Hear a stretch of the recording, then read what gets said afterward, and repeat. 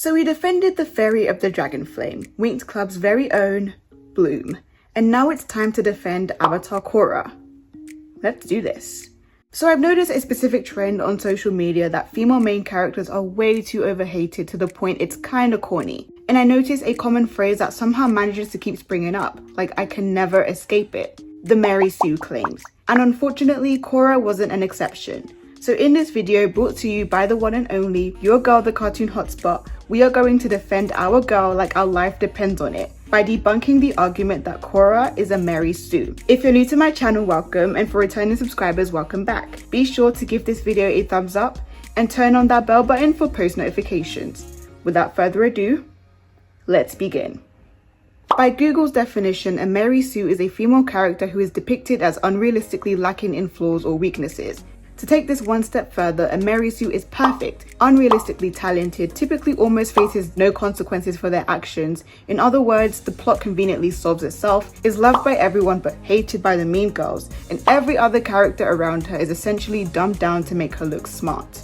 Korra, Korra, Korra. I love you, girl, but you just can't catch a break despite everything you've been through. These people out here do not know great character development even if it hit them in the face. If you didn't know, Korra is the main character of The Legend of Korra, which is a spin-off show to Avatar: The Last Airbender.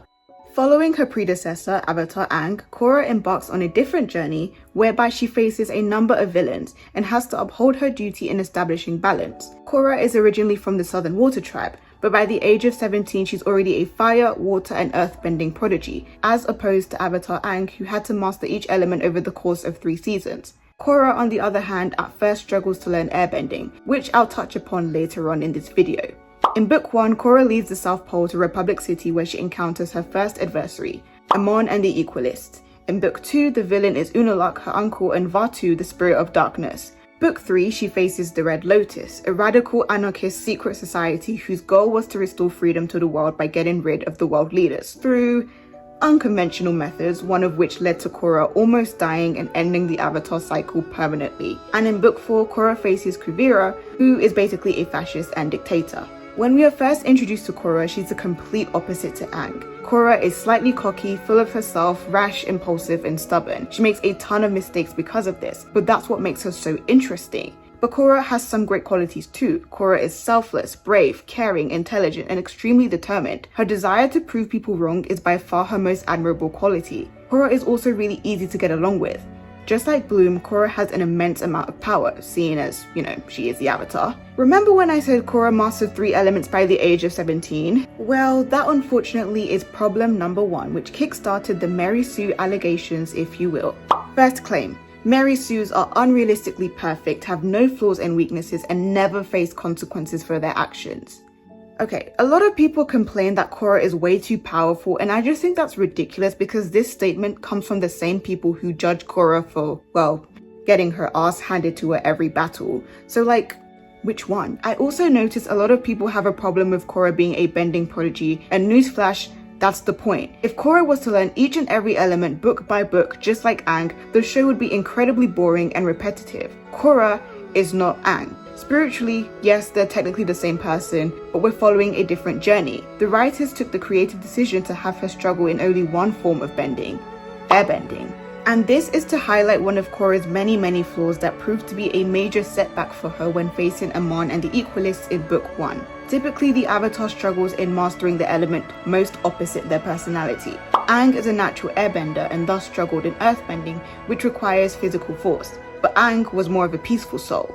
Korra, on the contrary, is hot-headed, and so it made sense for her to struggle in airbending, which required a sense of spirituality. Keeping in mind, Korra wasn't able to enter the Avatar state until she understood her spiritual self. It wasn't until her powers were taken away from her that she was finally able to let go and forge a connection to, well, herself. So no, this doesn't make Korra unrealistically perfect. Quite the opposite, actually. It makes her nuanced. It makes her human. To understand the world, you first need to understand yourself on a deeper level. A lot of Korra's flaws stem from Korra being shut out from the world. It's revealed in season 3 that the Red Lotus kidnapped Korra when she was just a child, as they wanted to use her for their own pursuits in achieving world freedom. Luckily, Tarlok, Tenzin, and Lin Beifong protected her and imposed a rule whereby Korra would not be allowed outside of the South Pole. This caused Korra to grow increasingly curious and also stubborn. By Avatar tradition, the Avatar travels around the world, learning each bending skill. Sage's Rain mentioned in his video on Korra's character growth that going to the Earth Kingdom to learn earthbending teaches responsibility and stability. The Fire Nation teaches one how to channel and control your power, whilst the Air Nomads teaches spirituality. Korra never got to experience that, and so it affected the way she views the world. It affected her ability to deduce what the world needed and how she can attend to those needs. Essentially, she was an avatar without compassion. Her only identity was being the avatar, and so when Korra first arrived in Republic City, she initially struggled settling down because the world had evolved and seemingly no longer needed her, no longer needed the avatar. The world wasn't constantly in turmoil like in the last Airbender series. That world would have been perfect for Korra, but 70 years had passed and it appears that the world no longer wanted Korra, and this is embodied through Amon taking away her bending in book 1, thus stripping Korra of her identity, which leads me nicely onto claim 2. Mary Sue's have way too many talents and achievements, and everyone around her is conveniently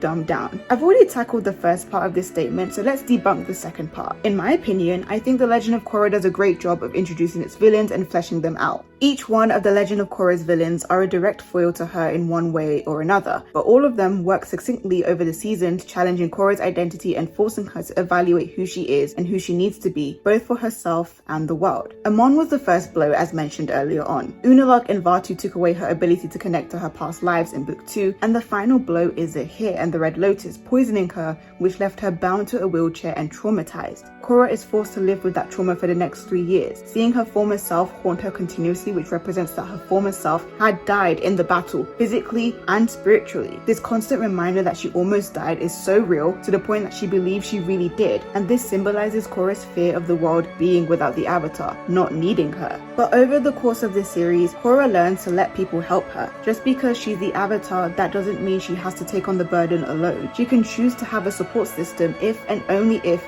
she lets them in. By the end of book 4, Korra has grown and learns that her fears are just in her head. The world will always need the Avatar, just not in certain ways she initially expected. Book 1 Korra would have probably let Kuvira die, but book 4 Korra, having been broken down, defeated, traumatized, but gaining wisdom and compassion, chooses to save Kuvira. It's book 4 Korra that the world has needed all along. The last two claims are that Mary Sues get too much screen time and have a tragic backstory. Korra is the main character, come on, she's going to take up a lot of the screen time. However, what I will say is that The Legend of Korra does a great job in fleshing out its villains and some supporting characters like Jinora, Tenzin, Lin and Suyin Beifong, Kaya and Bumi, to an extent Mako, Bolin and Asami, and Kai. I'm invested in all of their stories and they never really feel like they're just fading in the background, at least in my opinion. In regards to Korra's backstory, with this specific claim, you have to consider whether her backstory simply exists to make the audience sympathize for her and nothing more, or her backstory actually serves her character, which it does, because as mentioned earlier on, Korra being shut out of the world under heavy security for 17 years plays a huge part in her character. It's more clear in season 1 how it affects her character, but the nuances still exist in the later seasons. A character is a Mary Sue when her backstory doesn't add anything to her character. She doesn't grow, she doesn't change, she just remains the same person that has a tragic backstory.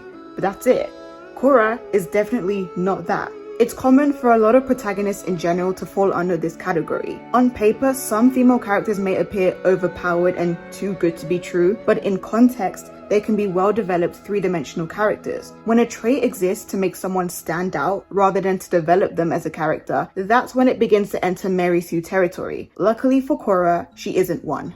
The main takeaway from this video is that it's super unproductive to just toss around words and phrases that you don't even understand the meaning of. I cannot tell you the amount of times I've seen someone on Twitter or any social media platform for that matter go on a rant about how a specific character is a Mary Sue, but then list off character traits that contradict what qualifies a female character to be a Mary Sue. It's kind of awkward and super embarrassing. It may be the case that you just don't click with that character, and that's fine. But the problem is when you perpetuate an image of a character to fit your own narrative that is nowhere near true to the story, because you are letting your personal feelings get in the way of formulating an objective analysis. So that brings us to the end of this video. I really wanted to defend Korra because yes, at times she does have certain writing issues, but being a Mary Sue is not one of them. If you enjoyed this video, please feel free to comment down your thoughts, give this a thumbs up, and subscribe to my channel if you're new here. But as for today, that's it from your girl, the Cartoon Hotspot, and I'll see you again next time.